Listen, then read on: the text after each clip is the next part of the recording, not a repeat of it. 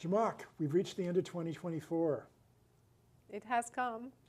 So I'd love to hear from you. Some of the things that you noticed and observed during the course of the year, and how you think those things will develop or change or even be the same in 2025. Yes. You and I have been working together over the last year, and a lot of our experiences and observations are related to the conversations we had with the customers, the market, the partners in the data infrastructure space with companies that were running ambitious data strategy, data transformation programs. So let's talk about those observations. Right. When I reflect back on those conversations, three things stand out. The first one, GenAI. What happened there? What didn't happen there? What didn't happen there? Well, let's talk about that. Let's see what investments were into it, what companies actually did with it, and what's going to happen next. The second part is related to this postmodern data stack fatigue, right. The cost of integration of technology, and the shift that is creating in behavior of organizations working with modern data stack. So let's unpack that. And the third one, which was evident from early days of 2024, was the behavior change in buying and building patterns, considering a tighter economy. It's a little harder out there in 2024. It was. Yeah. So first, GenAI. Can't have a conversation in 2024 without talking about GenAI. What happened? What did you notice? Well, you and I live in the Bay Area, San Francisco. Almost every single day there was a GenAI conference, meetup, VC gathering. So I think there was a lot of hype and excitement of what could be made possible. I know executives, people that are really busy in their day jobs, going from one conference to another conference to just get their get their head around it. I think what was really interesting was that almost every company leaned into it. There wasn't, even the slowest, most regulated, often late adopters, even those folks were leaning in. And we saw a lot of accelerated projects, just proof of concept, nothing more than that. Show me proof that there is something here and we can, for example, optimize the business, gain some productivity for the existing processes, existing offerings that we have. Help desk chatbot. Exactly, help desk chatbot, definitely. Chatbot saw a whole new makeover last year. And I think what became evident from those skunk works was that the investment in data platforms didn't pay off. Right. The data platforms couldn't go through an increment of improvement to support these new use cases. We saw they fall apart when it came to completely unstructured data, documents and sources of data that wasn't under the control of traditional data management. So that was a gap that had to be filled. And the workflows for RAG or fine-tuning, again, confining it to the data platform piece of it, were hard to build on top of the existing data infrastructure. So people went off and to do something fast. I guess when I say hard to build, wasn't that it was impossible to build. It was hard to do fast. Right. The speed at which these projects had to move was impossible to serve with the existing ways of running data platforms and data work. So I think what's going to happen in 2025 is let's go beyond to see what's possible. We have seen what's possible. We want it now. We want it to be real and scalable, right? So that we are going to see investment in data platforms extending to these new use cases. Right. To get the sort of resiliency or the agility to be able to quickly support those so they don't build their own silo. So there's not a new data silo underneath these. Exactly. Yeah, exactly. I mean, we are familiar with the word shadow IT for so long. We will see shadow data. Oh, we do now. We do now, and it's only going to get worse. I think what we saw was this intersection of, again, we are very focused on data mesh, of course, and decentralization and patterns of data data usage and data work that lend itself to more decentralized, move at your own speed, depending on what you are in the business unit. So we did see kind of this intersection of decentralized data management and GenAI. Of course, we have published some content recently around kind of mesh rag and how you can apply data mesh and components of technology that enables data mesh to these new use cases, because by definition, data mesh was multimodal, multi-use case. Right. So I think we will see new patterns emerging there to get our data investments work with fast-moving use cases. Cool. That is an exciting development for 2025. Agreed. Okay, so fatigue with the modern data stack. What do you mean by that? Yeah, so I think what we heard from a lot of organizations that frankly made me sad was that this idea of many different tools, each doing one thing and then integrating them into the data stack, wasn't working out for them. It was expensive, a lot of effort was going into it, and it wasn't working well. And I think the reason I say it made me sad was because I grew up with Unix and Unix philosophy, building small things that do one thing and one thing really well and play well with each other. I think what modern data stack aspiration had in mind was the first part, the part that didn't get the build the small tools that do one thing really well. The part that didn't get right was integrate and play nicely with each other. And I think that's really it's not so much the modern data stack problem. I think it's an overall operating model problem that the system we're trying to integrate these tools into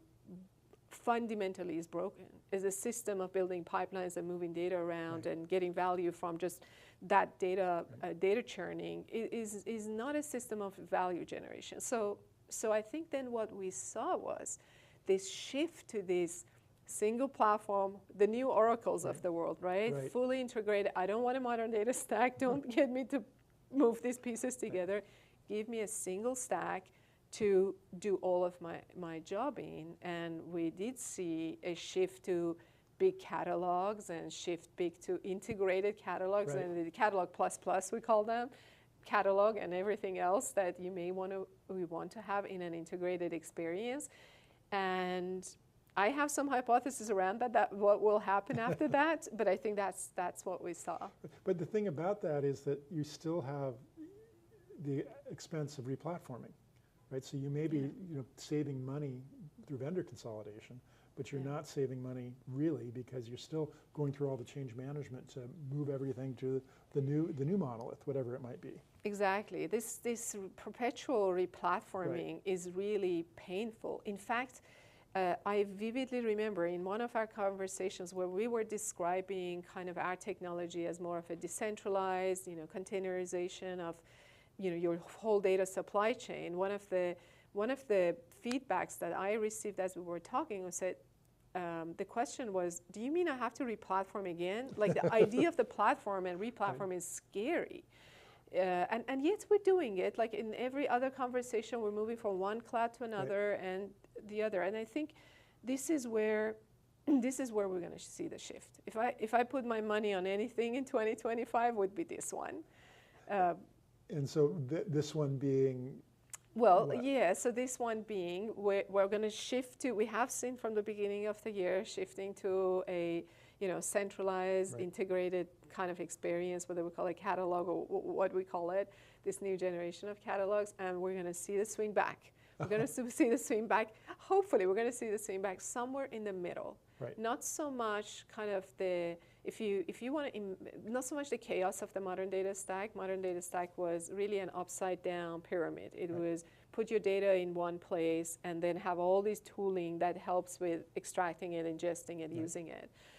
The new model is a pyramid, is centralized kind of governance and management, and then decentralized data and so on. And I think the new model is going to be an hourglass, just like internet. If you remember some of the early write-ups on kind of TCP/IP stack or what was behind all of that digital innovation behind internet, was this what we call narrow waist of innovation, right? The narrow waist of your technology stack. And I think 2025 and beyond, and that's where I want to play and contribute to, or we want to, is that narrow waist of innovation, a set of decentralized technologies that enable interoperability and a more kind of federated data management as a whole. And I think with a small set of standards. And I think we are starting to see that. We saw the explosion of Iceberg as one set of standards for data storage, and we're going to see more of those in the higher layers of that stack around standardizing data products, standardizing data product management. Sounds familiar, Zhamak. I know. We've been at this for a while. So yes, so we're gonna see this pendulum kind of move around a few times until it finds its equilibrium in terms of what to centralize, what to decentralize, what to standardize, what to diversify, and that's going to be an exciting, I think, exciting space. And I feel you'll have more to say about that shortly. Yes, we do. Okay, so lastly, spending habits, the way that organizations are buying data technology. What happened and what's going to happen? Yeah, well, I think there was a bit of a disillusion with the ROI of data spending and a lot of skepticism around data technology. We had seen the explosion of data vendors, data technologies, and for every single function, we had a tool. So we had seen this explosion of single function tools, single feature tools, organizations buying every piece of technology on the surface of the planet and not seeing the results. That combined with a tightened economy, tighter budgets, created quite a bit of, I guess, scrutiny around, does new technology deliver value? Does it do something that hasn't been done before? And I think that slowed down quite a bit of purchases and bringing on new vendors, proving value first. We saw a lot of consolidation. So many of the conversations were around replacing 5, 6 tools with one technology. And I don't really, while some of that, of course, resonates with me personally, that we don't need that many tools. We do have fragmentation in the data stack, maybe overinvestment in products that really should be a feature of a product. But I do think we haven't really got to a balance in what we should build, what we should buy. So I think we saw a lot of investments in building. Building yourself, building your own platform, do it yourself. Yes, we see a lot of that. We see a lot of that. And they almost always look and feel the same, right? And they have the same problems. So we talked to a lot of folks that were building their own platform, and there were a lot of excitements. Of course, before Nextdata, I was part of the teams that actually helped companies build their own platforms. But I think people realize that data platforms are very difficult to operate. They may not be difficult to build, to be honest, at the beginning, but they're very difficult to operate at scale when you think about the different skill sets, the diversity of skill sets that you have in an organization. So we talked to a lot of organizations that they were really proud of their own data platform. And well, you would ask, okay, so what is adoption? That's where the conversation falls apart, because they would say, well, this year we were hoping that we can only get 20% of the company uses, and we haven't been able to cater to a larger population of the data users. So we still have to see the one platform to rule them all, if that's a thing. Well, it's not just diversity of skill sets. That's not the only limiting factor. It's also the incredible diversity of applications that the data stack needs to support, and the diversity of infrastructure investments that these companies have. They're all in multiple clouds. Yes. They all have legacy stuff on-prem that's someday moving to the cloud. So how do you support that incredible sort of cornucopia of stuff that are in those companies? And if they can only take a little piece, that's not all that relevant to the business of the company, it sounds like. Exactly. And I think, again, of course, we are biased because we have been focused on very much on a layer of stack that creates interoperability and provides just enough standardization for diversity of experience. Right. So kind of that's the layer of data platform that we've been focusing on. We call it an operating system, data mesh operating system centered around data products. So my answer is, of course, biased toward that, but I think that's the art of building platforms. We saw a lot of data platforms as a set of kind of capabilities. So the job of a data platform team was, I will give you, a set of capabilities.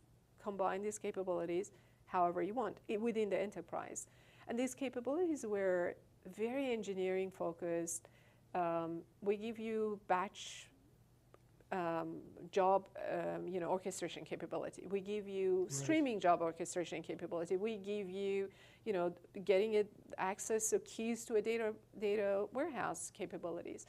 And while that is necessary, self-serve, low-level capability,